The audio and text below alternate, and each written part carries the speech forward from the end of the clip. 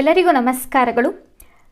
ಇವತ್ತಿನ ತರಗತಿಯಲ್ಲಿ ನಾವು 8ನೇ ಪೇ ಕಮಿಷನ್ನ ಬಗ್ಗೆ ಅಧ್ಯಯನವನ್ನು ಮಾಡ್ತಾ ಹೋಗೋಣ.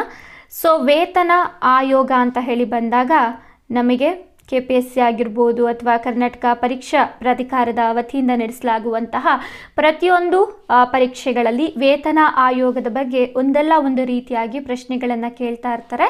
ಹಾಗಾಗಿ ಇದ್ರ ಬಗ್ಗೆ ನಾವು ಕಂಪ್ಲೀಟ್ ಆಗಿ ಮಾಹಿತಿಗಳನ್ನು ನೋಡ್ತಾ ಹೋಗೋಣ. ಇನ್ನೂ ಯಾರು ನಮ್ಮ ಚಾನಲ್ಗೆ ಸಬ್ಸ್ಕ್ರೈಬ್ ಆಗಿಲ್ಲ, ಸಬ್ಸ್ಕ್ರೈಬ್ ಮಾಡ್ಕೊಳ್ಳಿ.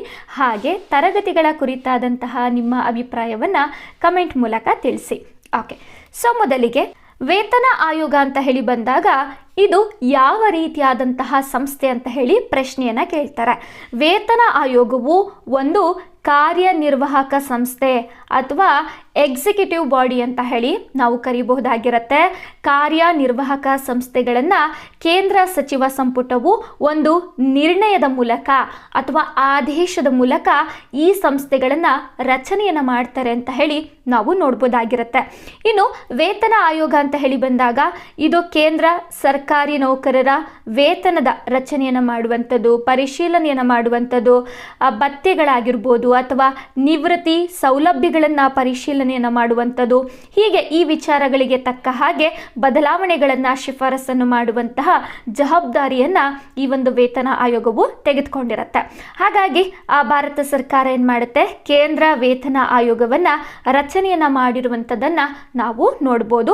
ಸಾಮಾನ್ಯವಾಗಿ ವೇತನ ಆಯೋಗ ಅಂತ ಹೇಳಿ ಬಂದಾಗ ಪ್ರತಿ 10 ವರ್ಷಗಳಿಗೊಮ್ಮೆ ಕೇಂದ್ರ ಭಾಗದಲ್ಲಿ ಈ ಒಂದು ಆಯೋಗವನ್ನು ರಚನೆಯನ್ನು ಮಾಡ್ತಾರೆ ಅಂತ ಹೇಳಿ ನಾವು ನೋಡ್ಬೋದಾಗಿರುತ್ತೆ. ಇದಾದ ನಂತರ ವೇತನ ಆಯೋಗ ಅಂತ ಹೇಳಿ ಬಂದಾಗ ಇದೊಂದು ಕಾರ್ಯನಿರ್ವಾಹಕ ಸಂಸ್ಥೆ ಆಗಿರುತ್ತೆ ಅಥವಾ ಎಕ್ಸಿಕ್ಯೂಟಿವ್ ಬಾಡೀಸ್ ಅಂತ ಹೇಳಿ ಕರೆಯಲಾಗುತ್ತೆ. ಇದ್ರ ಬಗ್ಗೆ ಪ್ರಶ್ನೆ ಕೇಳೋ ಸಾಧ್ಯತೆ ಜಾಸ್ತಿ ಇರುತ್ತೆ. ಯಾಕೆ ಅಂತ ಹೇಳಿದ್ರೆ ಇವತ್ತು ನಮ್ಮ ಕೇಂದ್ರ ಮಟ್ಟದಲ್ಲಾಗಿರ್ಬೋದು ಅಥವಾ ರಾಜ್ಯ ಮಟ್ಟದಲ್ಲಾಗಿರ್ಬೋದು ನಾವು ಕಾರ್ಯನಿರ್ವಾಹಕ ಸಂಸ್ಥೆಗಳನ್ನು ನೋಡ್ತೇವೆ, ಶಾಸನಬದ್ಧ ಸಂಸ್ಥೆಗಳನ್ನು ನೋಡ್ತೇವೆ, ಹಾಗೆ ಕಾನೂನಾತ್ಮಕ ಸಂಸ್ಥೆಗಳನ್ನು ಕೂಡ ನೋಡ್ತೇವೆ. ಇದಕ್ಕೆ ಅದರದ್ದೇ ಆದಂತಹ ರೂಲ್ಸು, ರೆಗ್ಯುಲೇಷನ್ಸು ಮತ್ತು ಅವು ರಚನೆ ಆಗುವಂತಹ ವಿಧಾನಗಳು ಕೂಡ ಬೇರೆ ಬೇರೆ ಇರುತ್ತೆ. ಹಾಗಾಗಿ ಇದ್ರ ಬಗ್ಗೆ ನಾವು ಒಂದಿಷ್ಟು ಅಧ್ಯಯನವನ್ನು ಮಾಡ್ತಾ ಹೋಗೋಣ. ಮೊದಲಿಗೆ ಕಾರ್ಯನಿರ್ವಾಹಕ ಸಂಸ್ಥೆಗಳು ಅಂತ ಹೇಳಿ ಬಂದಾಗ ಕಾರ್ಯನಿರ್ವಾಹಕ ಸಂಸ್ಥೆಗಳ ಬಗ್ಗೆ ಸಂವಿಧಾನದಲ್ಲಿ ಯಾವುದೇ ರೀತಿಯಾದಂತಹ ಉಲ್ಲೇಖಗಳು ಇರುವುದಿಲ್ಲ. ಅದೇ ರೀತಿ ಕಾರ್ಯನಿರ್ವಾಹಕ ಸಂಸ್ಥೆಗಳು ಅಂತ ಹೇಳಿ ಬಂದಾಗ ಇವುಗಳಿಗೆ ಸಂಬಂಧಪಟ್ಟ ಹಾಗೆ ಸಂಸತ್ತಿನಲ್ಲಿ ಯಾವುದೇ ರೀತಿಯಾದಂತಹ ಕಾನೂನು ಕೂಡ ರಚನೆ ಆಗಿರುವುದಿಲ್ಲ. ಈ ಒಂದು ಸಂಸ್ಥೆಗಳು ಕೇವಲ ಸರ್ಕಾರದ ಅಥವಾ ಕೇಂದ್ರ ಸಚಿವ ಸಂಪುಟದ ಒಂದು ಆದೇಶದ ಮೂಲಕ ರಚನೆ ಆಗುವಂತಹ ಸಂಸ್ಥೆಗಳು ಆಗಿರುತ್ತೆ. ಇಲ್ಲಿ ಕೊಟ್ಟಿದ್ದೇನೆ ನೋಡಿ, ಕೇಂದ್ರ ಸಚಿವ ಸಂಪುಟದ ನಿರ್ಧಾರದ ಮೂಲಕ ಈ ಸಂಸ್ಥೆಗಳನ್ನು ಸ್ಥಾಪನೆಯನ್ನು ಮಾಡ್ತಾರೆ. ಹಾಗಾಗಿ ಈ ಸಂಸ್ಥೆಗಳನ್ನು ಕಾರ್ಯನಿರ್ವಾಹಕ ಸಂಸ್ಥೆಗಳು ಅಂತ ಹೇಳಿ ಕರೆಯಲಾಗುತ್ತೆ.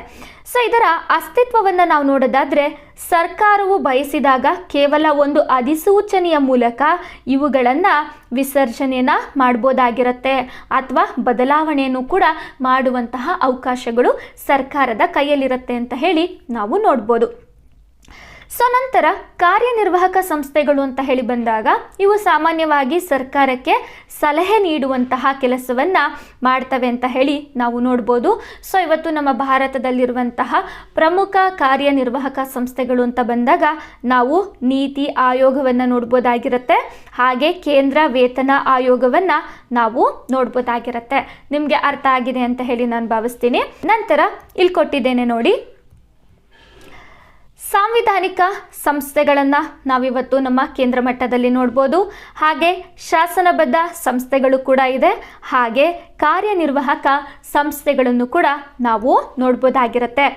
ಇಲ್ಲಿ ಸಾಂವಿಧಾನಿಕ ಸಂಸ್ಥೆಗಳು ಅಂತ ಹೇಳಿ ಬಂದಾಗ ಈ ಸಂಸ್ಥೆಗಳ ಬಗ್ಗೆ ಸಂವಿಧಾನದಲ್ಲಿ ನೇರವಾಗಿ ವಿಧಿಗಳಲ್ಲಿ ಉಲ್ಲೇಖವನ್ನು ಮಾಡಲಾಗಿರುತ್ತೆ. ಹಾಗಾಗಿ ಯಾವ ಸಂಸ್ಥೆಗಳ ಬಗ್ಗೆ ಸಂವಿಧಾನದಲ್ಲಿ ಉಲ್ಲೇಖ ಇರುತ್ತೆ ಅಥವಾ ವಿಧಿಗಳು ಇರುತ್ತೆ ಅಂತಹ ಸಂಸ್ಥೆಗಳನ್ನು ನಾವು ಸಾಂವಿಧಾನಿಕ ಸಂಸ್ಥೆಗಳು ಅಂತ ಹೇಳಿ ಕರಿಬಹುದಾಗಿರುತ್ತೆ. ಉದಾಹರಣೆಗೆ ವಿಧಿ 280 ನಮಗೆ ಹಣಕಾಸು ಆಯೋಗದ ಬಗ್ಗೆ ಮಾಹಿತಿಯನ್ನು ಕೊಡ್ತಾ ಹೋಗುತ್ತೆ. ನಂತರ ವಿಧಿ 324 ಚುನಾವಣಾ ಆಯೋಗದ ಕುರಿತು ನಮಗೆ ಮಾಹಿತಿಯನ್ನು ಕೊಡ್ತಾ ಹೋಗುತ್ತೆ. ನಂತರದಲ್ಲಿ ಶಾಸನಬದ್ಧ ಸಂಸ್ಥೆಗಳು ಅಂತ ಹೇಳಿದ್ರೆ ಶಾಸನ ಅಂತ ಹೇಳಿದ್ರೆ ಒಂದು ಕಾನೂನು ಅಂತ ಹೇಳಿ ಅರ್ಥ ಬರುತ್ತೆ. ಹಾಗಾಗಿ ಸಂಸತ್ತಿನಲ್ಲಿ ಕಾನೂನುಗಳನ್ನು ಜಾರಿ ಮಾಡೋದ್ರ ಮೂಲಕ ಯಾವ ಸಂಸ್ಥೆಗಳನ್ನು ಸ್ಥಾಪನೆಯನ್ನು ಮಾಡ್ತಾರಲ್ಲ ಅಂತಹ ಸಂಸ್ಥೆಗಳನ್ನು ನಾವು ಶಾಸನಬದ್ಧ ಸಂಸ್ಥೆಗಳು ಅಂತ ಹೇಳಿ ಕರಿಬಹುದು. ಅಂದರೆ ಈ ಒಂದು ಸಂಸ್ಥೆಗಳು ರಚನೆ ಆಗಬೇಕು ಅಂತ ಹೇಳಿದ್ರೆ ಅದಕ್ಕೆ ಅದರದ್ದೇ ಆದಂಥ ಒಂದು ಕಾನೂನು ಇರಬೇಕಾಗತ್ತೆ. ಆ ಕಾನೂನಿನ ಅಡಿಯಲ್ಲಿ ಇಂತಹ ಸಂಸ್ಥೆಗಳನ್ನು ಸ್ಥಾಪನೆಯನ್ನು ಮಾಡಲಾಗುತ್ತೆ. ಉದಾಹರಣೆಗೆ ಮಾನವ ಹಕ್ಕುಗಳ ಆಯೋಗ. ಸಂಸತ್ತಿನಲ್ಲಿ ಮಾನವ ಹಕ್ಕುಗಳಿಗೆ ಸಂಬಂಧಪಟ್ಟ ಹಾಗೆ ಕಾನೂನು ರಚನೆಯಾಗಿದೆ. ಆ ಕಾನೂನಿನ ಅಡಿಯಲ್ಲಿ ಮಾನವ ಹಕ್ಕುಗಳ ಆಯೋಗ ಅನ್ನುವಂಥದ್ದು ರಚನೆಯಾಗಿದೆ. ನಂತರ ರಾಷ್ಟ್ರೀಯ ಮಹಿಳಾ ಆಯೋಗ. ಸೊ ಇಲ್ಲೂ ಕೂಡ ಮಹಿಳೆಯರಿಗೆ ಸಂಬಂಧಪಟ್ಟ ಹಾಗೆ ಒಂದು ಕಾನೂನು ಅನ್ನುವಂಥದ್ದು ಸಂಸತ್ತಿನಲ್ಲಿ ರಚನೆಯಾಗಿದೆ. ಆ ಒಂದು ಕಾನೂನಿನ ಅಡಿಯಲ್ಲಿ ರಾಷ್ಟ್ರೀಯ ಮಹಿಳಾ ಆಯೋಗ ರಚನೆಯಾಗಿದೆ ಅಂತ ಹೇಳಿ ನಾವು ನೋಡ್ಬೋದು. ಅದೇ ರೀತಿ ಕೇಂದ್ರ ಮಾಹಿತಿ ಆಯೋಗವು ಕೂಡ ಕಾನೂನಿನ ಮೂಲಕ ರಚನೆ ಆಗಿರುವಂತಹ ಶಾಸನಬದ್ಧ ಸಂಸ್ಥೆ ಆಗಿರುತ್ತೆ ಅಂತ ಹೇಳಿ ನಾವು ನೋಡ್ಬೋದಾಗಿರುತ್ತೆ. ಸೊ ಇದಾದ ನಂತರ ಕಾರ್ಯನಿರ್ವಾಹಕ ಸಂಸ್ಥೆಗಳು. ಈಗ ತಾನೇ ನಾವು ಅಧ್ಯಯನವನ್ನು ಮಾಡಿದ್ದೇವೆ. ಯಾವುದೇ ರೀತಿಯಾದಂತಹ ಸಂವಿಧಾನದ ಉಲ್ಲೇಖ ಇರೋದಿಲ್ಲ, ಯಾವುದೇ ರೀತಿಯಾದಂತಹ ಕಾನೂನು ಕೂಡ ಜಾರಿಯಾಗಿರೋದಿಲ್ಲ. ಇಲ್ಲಿ ಕೇಂದ್ರದ ಅಥವಾ ಕ್ಯಾಬಿನೆಟ್ನ ನಿರ್ಧಾರದ ಮೂಲಕ ಇದು ರಚನೆಯಾಗುತ್ತೆ. ಸೊ ಇಂತಹ ಸಂಸ್ಥೆಗಳನ್ನು ನಾವು ಕಾರ್ಯನಿರ್ವಾಹಕ ಸಂಸ್ಥೆ ಅಂತ ಹೇಳಿ ಕರೆಯಲಾಗುತ್ತೆ. ಉದಾಹರಣೆಗೆ ನಾವು ವೇತನ ಆಯೋಗ ಮತ್ತು ನೀತಿ ಆಯೋಗವನ್ನು ನೋಡ್ಬೋದಾಗಿರುತ್ತೆ. ಸೊ ಇದರ ಒಂದು ಡಿಫ್ರೆನ್ಸ್ ಅನ್ನುವಂಥದ್ದು ಗೊತ್ತಿರಬೇಕು ನಿಮಗೆ.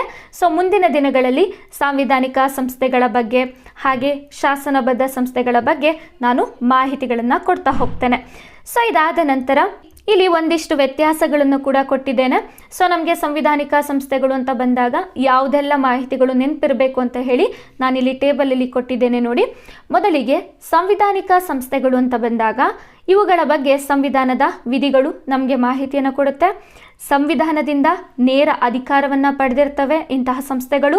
ನಂತರ ಇವು ಹೆಚ್ಚು ಶಕ್ತಿಶಾಲಿ ಹಾಗೆ ಅತಿ ಹೆಚ್ಚು ಅಧಿಕಾರವನ್ನು ಕೂಡ ಒಳಗೊಂಡಿರುತ್ತೆ ಅಂತ ಹೇಳಿ ನೋಡ್ಬೋದು. ನಂತರ ಇಲ್ಲಿ ಸಾಂವಿಧಾನಿಕ ಸಂಸ್ಥೆಗಳು ಅಂತ ಬಂದಾಗ ಸಂವಿಧಾನದಲ್ಲಿ ಉಲ್ಲೇಖ ಆಗಿರೋದ್ರಿಂದ ಇವುಗಳನ್ನು ತಿದ್ದುಪಡಿಯನ್ನು ಮಾಡ್ಬೋದಾಗಿರುತ್ತೆ. ಆದರೆ ಸ್ವಲ್ಪ ಕಠಿಣ ಕ್ರಮಗಳನ್ನು ಕೂಡ ಅಥವಾ ಕಠಿಣವಾದಂತಹ ಒಂದು ವಿಧಿವಿಧಾನಗಳನ್ನು ಕೂಡ ನಾವು ನೋಡ್ಬೋದು. ಸೊ ಇದಾದ ನಂತರ ಶಾಸನಬದ್ಧ ಸಂಸ್ಥೆಗಳು ಅಂತ ಬಂದಾಗ ಸಂಸತ್ತಿನಲ್ಲಿ ಒಂದು ಕಾಯ್ದೆಯನ್ನು ಅಥವಾ ಕಾನೂನನ್ನು ಜಾರಿಯನ್ನು ಮಾಡಿರ್ತಾರೆ. ಹಾಗಾಗಿ ಇಂತಹ ಸಂಸ್ಥೆಗಳು ಕಾನೂನಿನಿಂದ ಅಧಿಕಾರವನ್ನು ಪಡೆದಿರುತ್ತೆ ಅಂತ ಹೇಳಿ ನೋಡ್ಬೋದು.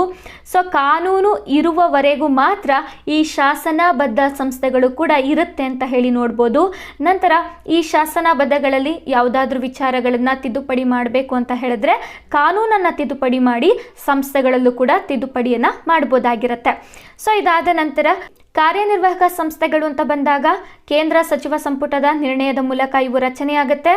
ಸರ್ಕಾರದ ಆದೇಶದ ಮೇರೆಗೆ ಇವು ಅಧಿಕಾರವನ್ನು ಪಡ್ಕೊಂಡಿರುತ್ತೆ. ಹಾಗೆ ಸರ್ಕಾರದ ಇಚ್ಛಿಸುವವರೆಗೂ ಕೂಡ ಈ ಸಂಸ್ಥೆಗಳು ಕಾರ್ಯವನ್ನು ನಿರ್ವಹಣೆಯನ್ನು ಮಾಡುತ್ತೆ. ನಂತರ ಇಲ್ಲಿ ಯಾವುದಾದ್ರೂ ರೀತಿಯಾದಂಥ ಬದಲಾವಣೆಯನ್ನು ತರಬೇಕು, ತಿದ್ದುಪಡಿಯನ್ನು ಮಾಡಬೇಕು ಅಂತ ಹೇಳಿದ್ರೆ ಅತ್ಯಂತ ಸುಲಭವಾಗಿರುತ್ತೆ. ಸರ್ಕಾರ ಒಂದು ಆದೇಶವನ್ನು ಜಾರಿಗೆ ತರೋದ್ರ ಮೂಲಕ ಇಲ್ಲಿ ಬದಲಾವಣೆಯನ್ನು ಮಾಡುವಂತಹ ಅವಕಾಶಗಳು ಇರುತ್ತೆ. ಸೊ ಇದಿಷ್ಟು ಕೂಡ ಭಾಳಷ್ಟು ಇಂಪಾರ್ಟೆಂಟ್ ಆಗುತ್ತೆ. ನಂತರ ಕೇಂದ್ರ ಮಟ್ಟದಲ್ಲಿ ಒಟ್ಟಾರೆಯಾಗಿ ಪ್ರಸ್ತುತವಾಗಿ ನಾವು 8 ವೇತನ ಆಯೋಗಗಳನ್ನು ನಾವು ನೋಡ್ಬೋದಾಗಿರುತ್ತೆ. ಹಾಗಾಗಿ ವೇತನ ಆಯೋಗದ ಅಧ್ಯಕ್ಷರ ಬಗ್ಗೆ ಯಾವಾಗಲೂ ಕೂಡ ಪ್ರಶ್ನೆಗಳು ಬರ್ತಾ ಇರುತ್ತೆ. ಹಾಗಾಗಿ ಇದ್ರ ಬಗ್ಗೆ ನೋಡ್ತಾ ಹೋಗೋಣ. ಸೊ ಮೊದಲನೇ ವೇತನ ಆಯೋಗ ಅಂತ ಹೇಳಿ ಬಂದಾಗ 1946ರಲ್ಲಿ ರಚನೆಗೊಂಡಿದೆ. ಇದು 1947ರಿಂದ ಅನುಷ್ಠಾನಗೊಂಡಿದೆ. 10 ವರ್ಷಗಳ ಕಾಲ ಇದು ಅಸ್ತಿತ್ವದಲ್ಲಿರುತ್ತೆ ಅಂತ ಹೇಳಿ ನಾವು ನೋಡ್ಬೋದಾಗಿರುತ್ತೆ. ಅಧ್ಯಕ್ಷರು ಅಂತ ಹೇಳಿ ಬಂದಾಗ ಶ್ರೀನಿವಾಸ್ ವರದಾಚಾರ್ಯರ್ ಅಂತ ಹೇಳಿ ನಾವು ನೋಡ್ಬೋದು. ನಂತರ ಎರಡನೇ ವೇತನ ಆಯೋಗ ಅಂತ ಹೇಳಿ ಬಂದಾಗ 1957ರಲ್ಲಿ ರಚನೆಗೊಂಡಿದೆ. 1959ರಲ್ಲಿ ಇದು ಅನುಷ್ಠಾನಗೊಂಡಿದೆ. ಇದಾದ ನಂತರ 10 ವರ್ಷಗಳ ಕಾಲ ಇದು ಕಾರ್ಯವನ್ನು ನಿರ್ವಹಿಸುತ್ತೆ. ನಂತರ ಅಧ್ಯಕ್ಷರು ಅಂತ ಹೇಳಿ ಬಂದಾಗ ಜಗನ್ನಾಥ ದಾಸ್ ಅಂತ ಹೇಳಿ ನೋಡ್ಬೋದು. ನಂತರ ಮೂರನೇ ವೇತನ ಆಯೋಗ ಅಂತ ಹೇಳಿ ಬಂದಾಗ 1970ರಲ್ಲಿ ರಚನೆಯಾಗಿದೆ. 1973ರಿಂದ ಇದು ಅನುಷ್ಠಾನಗೊಂಡಿದೆ. ಇದಾದ ನಂತರ 10 ವರ್ಷಗಳ ಕಾಲ ಅಸ್ತಿತ್ವದಲ್ಲಿರುತ್ತೆ. ಅಧ್ಯಕ್ಷರು ಅಂತ ಹೇಳಿ ಬಂದಾಗ ರಘುಬೀರ್ ದಯಾಳ್ ಅಂತ ಹೇಳಿ ನೋಡ್ಬೋದಾಗಿರುತ್ತೆ. ನಂತರ 4ನೇ ವೇತನ ಆಯೋಗ ಅಂತ ಹೇಳಿ ಬಂದಾಗ 1983ರಲ್ಲಿ ರಚನೆಯಾಗಿದೆ, 1986ರಲ್ಲಿ ಅನುಷ್ಠಾನಗೊಂಡಿದೆ. ಇದಾದ ನಂತರ 10 ವರ್ಷಗಳ ಕಾಲ ಇದು ಕಾರ್ಯವನ್ನು ನಿರ್ವಹಿಸುತ್ತೆ. ನಂತರ ಅಧ್ಯಕ್ಷರು ಅಂತ ಹೇಳಿ ಬಂದಾಗ PN ಸಿಂಘಾಲ್ ಅಂತ ಹೇಳಿ ನಾವು ನೋಡ್ಬೋದು. ಇದಾದ ನಂತರ 5ನೇ ವೇತನ ಆಯೋಗ ಅಂತ ಹೇಳಿ ಬಂದಾಗ 1994ರಲ್ಲಿ ರಚನೆಯಾಗಿದೆ, 1996ರಿಂದ ಅನುಷ್ಠಾನಗೊಂಡಿದೆ. ಇದಾದ ನಂತರ 10 ವರ್ಷಗಳ ಕಾಲ ಆ ಕಾರ್ಯವನ್ನು ನಿರ್ವಹಿಸುತ್ತೆ. ಅಧ್ಯಕ್ಷರು ಅಂತ ಹೇಳಿ ಬಂದಾಗ ನ್ಯಾಯಮೂರ್ತಿ S ರತ್ನವೇಲ್ ಪಾಂಡ್ಯನ್ ಅಂತ ಹೇಳಿ ನೋಡ್ಬೋದು. ನಂತರ 6ನೇ ವೇತನ ಆಯೋಗ ಅಂತ ಬಂದಾಗ 2006ರಲ್ಲಿ ರಚನೆಗೊಂಡಿದೆ, 2006ರಿಂದಲೇ ಇದು ಅನುಷ್ಠಾನವೂ ಕೂಡಗೊಂಡಿದೆ. ಇದರ ಅಧ್ಯಕ್ಷರು ಅಂತ ಹೇಳಿ ಬಂದಾಗ ನ್ಯಾಯಮೂರ್ತಿ BN ಶ್ರೀಕೃಷ್ಣ ಅಂತ ಹೇಳಿ ನೋಡ್ಬೋದು. ನಂತರ 7ನೇ ವೇತನ ಆಯೋಗ ಅಂತ ಹೇಳಿ ಬಂದಾಗ 2014ರಲ್ಲಿ ರಚನೆಗೊಂಡಿದೆ, 2016ರಲ್ಲಿ ಇದು ಅನುಷ್ಠಾನಗೊಂಡಿದೆ. ಇದಾದ ನಂತರ 10 ವರ್ಷಗಳ ಕಾಲ ಇದು ಅಸ್ತಿತ್ವದಲ್ಲಿರುತ್ತೆ. ಅಧ್ಯಕ್ಷರು ಅಂತ ಹೇಳಿ ಬಂದಾಗ ನ್ಯಾಯಮೂರ್ತಿ ಅಶೋಕ್ ಕುಮಾರ್ ಮಾಥೂರ್ ಅಂತ ಹೇಳಿ ನಾವು ನೋಡ್ಬೋದು. ಸೊ ಇಲ್ಲಿ ಪ್ರಶ್ನೆ ಬರೋ ಸಾಧ್ಯತೆ ಜಾಸ್ತಿ ಇರುತ್ತೆ ಕಳೆದ ವೇತನ ಆಯೋಗದ ಬಗ್ಗೆ. ಪ್ರಸ್ತುತ 8ನೇ ವೇತನ ಆಯೋಗ ರಚನೆಗೊಂಡಿದೆ 2025ರಲ್ಲಿ. ಇದು ಅನುಷ್ಠಾನಗೊಳ್ಳುವಂಥದ್ದು 2026ರಿಂದ. ಸೊ ಅಧ್ಯಕ್ಷರು ಅಂತ ಹೇಳಿ ಬಂದಾಗ ನ್ಯಾಯಮೂರ್ತಿ ರಂಜನಾ ಪ್ರಕಾಶ್ ದೇಸಾಯಿ ಅಂತ ಹೇಳಿ ನಾವು ನೋಡ್ಬೋದಾಗಿರುತ್ತೆ. ಸೊ ಇಲ್ಲಿ ಮೊದಲನೇ ವೇತನ ಆಯೋಗ ಆಗಿರ್ಬೋದು ಅಥವಾ ಕಳೆದ 7ನೇ ವೇತನ ಆಯೋಗ, ನಂತರ ಪ್ರಸ್ತುತ 8ನೇ ವೇತನ ಆಯೋಗದ ಅಧ್ಯಕ್ಷರ ಹೆಸರುಗಳು ಭಾಳಷ್ಟು ಇಂಪಾರ್ಟೆಂಟ್ ಆಗುತ್ತೆ, ಪ್ರಶ್ನೆ ಕೇಳೋ ಸಾಧ್ಯತೆ ಜಾಸ್ತಿ ಇರುತ್ತೆ. ಸೊ ಇದಾದ ನಂತರ 8ನೇ ವೇತನ ಆಯೋಗದ ಪ್ರಮುಖ ಮಾಹಿತಿಗಳನ್ನು ನೋಡ್ತಾ ಹೋಗೋಣ. ಮೊದಲಿಗೆ ಜನವರಿ 16, 2025ರಂದು ಕೇಂದ್ರ ಸಚಿವ ಸಂಪುಟ ಒಂದು ಅನುಮೋದನೆಯನ್ನು ಜಾರಿಗೆ ತರೋದ್ರ ಮೂಲಕ 8ನೇ ವೇತನ ಆಯೋಗವನ್ನು ರಚನೆಯನ್ನು ಮಾಡಿದ್ದಾರೆ ಅಂತ ಹೇಳಿ ನಾವು ನೋಡ್ಬೋದು. ಇನ್ನು 8ನೇ ವೇತನ ಆಯೋಗದ ಅಧ್ಯಕ್ಷರು ಅಂತ ಹೇಳಿ ಬಂದಾಗ ನಿವೃತ್ತ ಸುಪ್ರೀಂ ಕೋರ್ಟ್ ನ್ಯಾಯಾಧೀಶರಾದಂತಹ ನ್ಯಾಯಮೂರ್ತಿ ರಂಜನಾ ಪ್ರಕಾಶ್ ದೇಸಾಯಿ ಅವರು ಅಧ್ಯಕ್ಷರು ಆಗಿದ್ದಾರೆ. ಹಾಗಾಗಿ ಇವರು ಕೇಂದ್ರ ವೇತನ ಆಯೋಗದ ಅಧ್ಯಕ್ಷರಾದಂತಹ ಮೊದಲ ಮಹಿಳೆ ಎಂಬುವಂತಹ ಹೆಗ್ಗಳಿಕೆಗೆ ಪಾತ್ರರಾಗಿದ್ದಾರೆ ಅಂತ ಹೇಳಿ ನಾವು ನೋಡ್ಬೋದು. ನಂತರ 8ನೇ ವೇತನ ಆಯೋಗದ ಇನ್ನಿತರ ಸದಸ್ಯರು ಅಂತ ಹೇಳಿ ಬಂದಾಗ 8ನೇ ವೇತನ ಆಯೋಗದ ಸದಸ್ಯ ಕಾರ್ಯದರ್ಶಿಗಳು ಪಂಕಜ್ ಜೈನ್ ರವರು ಆಗಿದ್ದಾರೆ. ನಂತರ ಫುಲಾಗ್ ಘೋಷ್ ಅಂತ ಹೇಳಿ ಅರೆಕಾಲಿಕ ಸದಸ್ಯರು ಆಗಿದ್ದಾರೆ. ಸೊ ಇದಿಷ್ಟು ಕೂಡ ಇಂಪಾರ್ಟೆಂಟ್ ಆಗುತ್ತೆ. ಇದಾದ ನಂತರ ಇಲ್ಲಿ ವೇತನ ಆಯೋಗಕ್ಕೆ ಸಂಬಂಧಪಟ್ಟಂತಹ ಬಹಳಷ್ಟು ವಿಶೇಷವಾದಂತಹ ಮಾಹಿತಿಗಳು ಅಂತ ಬಂದಾಗ ಮೊದಲನೇ ಆಯೋಗ 1946ರಲ್ಲಿ ರಚನೆಯಾಗಿರುತ್ತೆ. ಅಂದರೆ ಬ್ರಿಟಿಷರ ಕಾಲದ ಕೊನೆಯಲ್ಲಿ ಈ ಒಂದು ವೇತನ ಆಯೋಗ ರಚನೆಯಾಗಿರುತ್ತೆ. ಆ ಸಂದರ್ಭದಲ್ಲಿ ವೇತನ ಆಯೋಗದ ಶಿಫಾರಸ್ಸಿನ ಮೇರೆಗೆ ಕನಿಷ್ಠ ವೇತನ 55 ರೂಪಾಯಿ ಆಗಿರುತ್ತೆ ಅಂತ ಹೇಳಿ ನಾವು ನೋಡ್ಬೋದು. ನಂತರ 6ನೇ ವೇತನ ಆಯೋಗ ರಚನೆ ಆದ ನಂತರ ಮೊಟ್ಟ ಮೊದಲ ಬಾರಿಗೆ ಪೇ ಬ್ಯಾಂಡ್ ಅಂತ ಹೇಳಿ ಗ್ರೇಡ್ ಪೇ ಅನ್ನುವಂತಹ ಹೊಸ ಪದ್ಧತಿಗಳನ್ನು ಪರಿಚಯ ಮಾಡ್ತಾರೆ ಅಂತ ಹೇಳಿ ನೋಡ್ಬೋದು. ಸೊ ನಂತರ ಇಲ್ಲಿ ವೇತನ ಅಂತ ಹೇಳಿ ಬಂದಾಗ ಅವುಗಳನ್ನು ಯಾವ ಆಧಾರದ ಮೇಲೆ ಯಾರಿಗೆ ಯಾವ ಗ್ರೇಡಿಗೆ ವೇತನವನ್ನು ಕೊಡಬೇಕು, ಎಷ್ಟು ವೇತನವನ್ನು ಕೊಡಬೇಕು ಅನ್ನುವಂತಹ ನಿರ್ಧಾರ ಮಾಡುವಂತಹ ಜವಾಬ್ದಾರಿ ವೇತನ ಆಯೋಗದ ಮೇಲೆ ಇರುತ್ತೆ. ಹಾಗಾಗಿ ಪ್ರತಿಯೊಂದು ವೇತನ ಆಯೋಗವೂ ಕೂಡ ಅವರದ್ದೇ ಆದಂತಹ ಹೊಸ ಪದ್ಧತಿಗಳನ್ನು, ಹೊಸ ವಿಧಿವಿಧಾನಗಳನ್ನು ಜಾರಿಗೆ ತಗೊಂಡು ಬರ್ತಾರೆ. ಅದರಲ್ಲಿ ನಮಗೆ 6ನೇ ವೇತನ ಆಯೋಗದ ಈ ಪದ್ಧತಿಗಳು ಬಹಳಷ್ಟು ಇಂಪಾರ್ಟೆಂಟ್ ಆಗುತ್ತೆ. ನಂತರ 7ನೇ ವೇತನ ಆಯೋಗ ಅಂತ ಹೇಳಿ ಬಂದಾಗ ಈ ಒಂದು ಆಯೋಗವು ಪೇ ಮ್ಯಾಟ್ರಿಕ್ಸ್ ಅನ್ನುವಂತಹ ಒಂದು ಹೊಸ ವ್ಯವಸ್ಥೆಯನ್ನು ಜಾರಿಗೆ ತೆಗೆದುಕೊಂಡು ಬರ್ತಾರೆ. ನಂತರ ಫಿಟ್ಮೆಂಟ್ ಫ್ಯಾಕ್ಟರ್ ಅನ್ನುವಂತಹ ಆಧಾರದ ಮೇಲೆ ವೇತನವನ್ನು ನಿಗದಿಪಡಿಸಿದ್ದಾರೆ ಅಂತ ಹೇಳಿ ನಾವು ನೋಡ್ಬೋದಾಗಿರುತ್ತೆ. ಓಕೆ, ಸೊ ಇದಾದ ನಂತರ 8ನೇ ಒಂದು ಪೇ ಕಮಿಷನ್ ಅಂತ ಹೇಳಿ ಬಂದಾಗ ಇದು ಜನವರಿ 1ನೇ ತಾರೀಕು 2026ರಿಂದ ಜಾರಿ ಆಗಿದೆ ಅಂತ ಹೇಳಿ ನಾವು ನೋಡ್ಬೋದಾಗಿರುತ್ತೆ. ಸೊ 8ನೇ ವೇತನ ಆಯೋಗದ ಪ್ರಕಾರವಾಗಿ ಕೇಂದ್ರ ಮಟ್ಟದ ಹುದ್ದೆಗಳಾದಂತಹ ಪಿಯೋನ್ ಆಗಿರ್ಬೋದು, ಕ್ಲರ್ಕ್ ಆಗಿರ್ಬೋದು, ಪೋಸ್ಟ್ಮ್ಯಾನ್ ಆಗಿರ್ಬೋದು, constable, head constable, ASI, inspector, section officer, IAS ಮತ್ತು IPS, ಹಾಗೆ IAS IPS ಸೀನಿಯರ್ಸ್, ನಂತರ secretary of government of India ಇವರಿಗೆ ವೇತನವನ್ನು ನಿಗದಿಯನ್ನು ಮಾಡಿದ್ದಾರೆ ಅಂತ ಹೇಳಿ ನಾವು ನೋಡ್ಬೋದಾಗಿರುತ್ತೆ. ಸೊ ನೀವು ಇಲ್ಲಿ ನೋಡ್ತಾ ಇದ್ದೀರಾ ನೋಡಿ, ಕೇಂದ್ರ ಮಟ್ಟದ ಒಂದು ಸಂಸ್ಥೆಗಳಲ್ಲಿ ಕೆಲಸವನ್ನು ನಿರ್ವಹಣೆಯನ್ನು ಮಾಡುವಂತಹ ಪಿಯೋನ್ಗಳು ಯಾರಿರ್ತಾರೆ ಅವರಿಗೆ 45,000 ರೂಪಾಯಿಗಳನ್ನು ನಾವು ನೋಡ್ಬೋದಾಗಿರುತ್ತೆ ತಿಂಗಳಿಗೆ.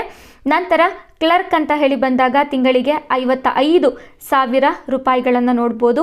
ನಂತರ ಪೋಸ್ಟ್ಮ್ಯಾನ್ ಅಂತ ಹೇಳಿ ಬಂದಾಗ 58,000, ಕಾನ್ಸ್ಟೇಬಲ್ ಅಂತ ಹೇಳಿ ಬಂದಾಗ 69,000, ಹೆಡ್ ಕಾನ್ಸ್ಟೇಬಲ್ ಅಂತ ಹೇಳಿ ಬಂದಾಗ 76,000, ASI ಅಂತ ಹೇಳಿ ಬಂದಾಗ 92,000,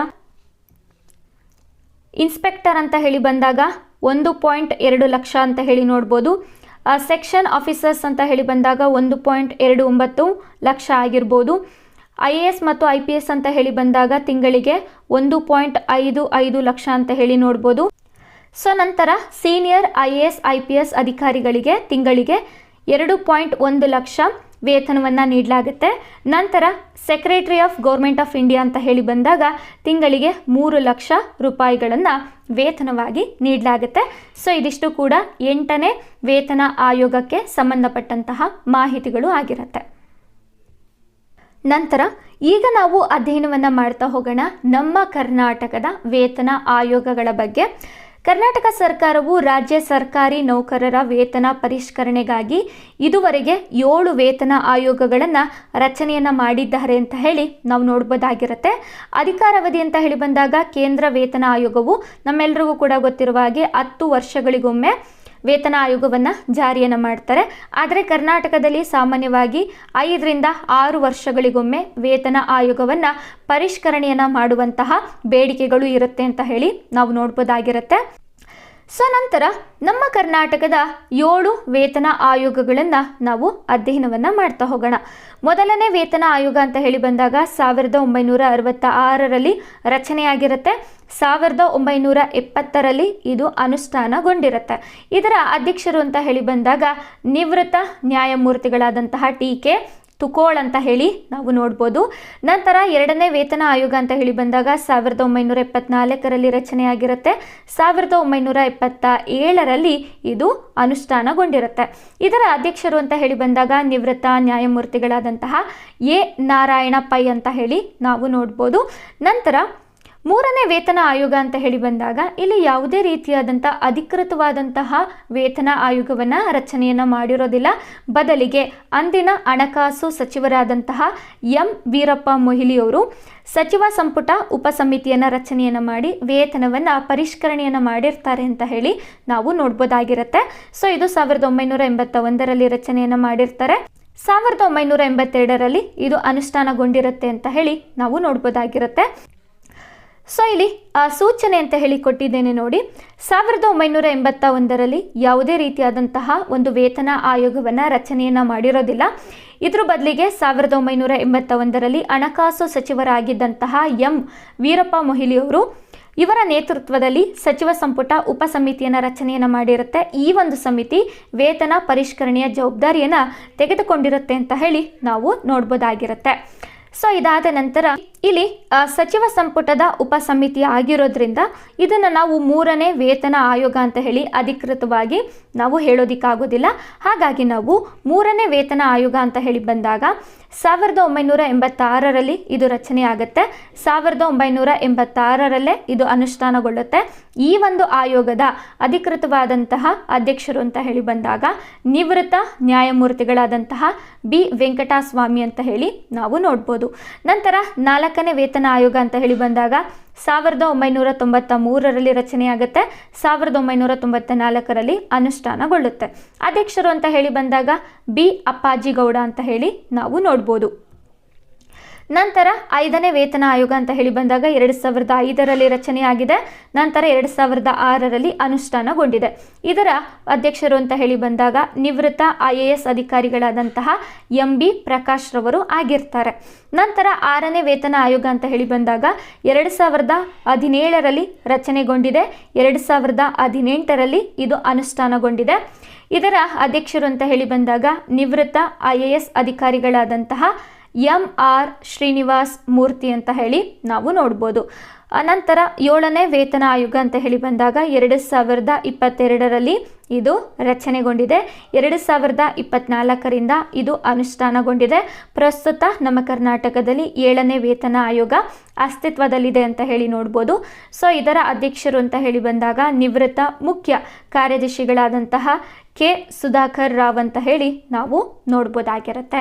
ಸೊ ಇಲ್ಲಿವರೆಗೂ ಕೇಂದ್ರ ಮಟ್ಟದ ವೇತನ ಆಯೋಗ ಹಾಗೆ ನಮ್ಮ ರಾಜ್ಯ ಮಟ್ಟದ ವೇತನ ಆಯೋಗಗಳ ಬಗ್ಗೆ ಅಧ್ಯಯನವನ್ನು ಮಾಡಿದ್ದೇವೆ. ಇಲ್ಲಿವರೆಗೂ ನನ್ನ ತರಗತಿಯನ್ನು ಕೇಳಿದಂತಹ ನಿಮ್ಮೆಲ್ಲರಿಗೂ ಕೂಡ ಧನ್ಯವಾದಗಳು.